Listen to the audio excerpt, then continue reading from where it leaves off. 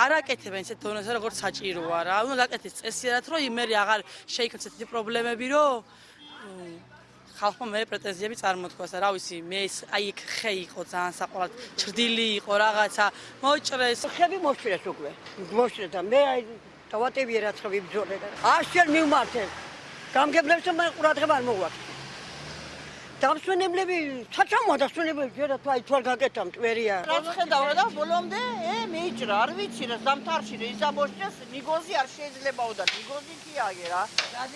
რაზე მოგვიჭრეს პაჟარი ყვა გაჩენილი. იქ მოიჭრა რამოდენიმე ძირი ნიგზის ხე, იქიდან გამომდინარე რომ ის ფესვები აზიანებდა და აზიანებდა შემდეგისთვის ამის არაერთი მაგალითი ჰქონდა უკვე აღდგენილ ბარდიურებს. პროექტით სამუშაოები უნდა დასრულდეს 5 ივლისს და მე ვერ დავარწმუნებს ვერავინ რომ 5 ივლისი აქტიური სეზონია კოგულეთისთვის.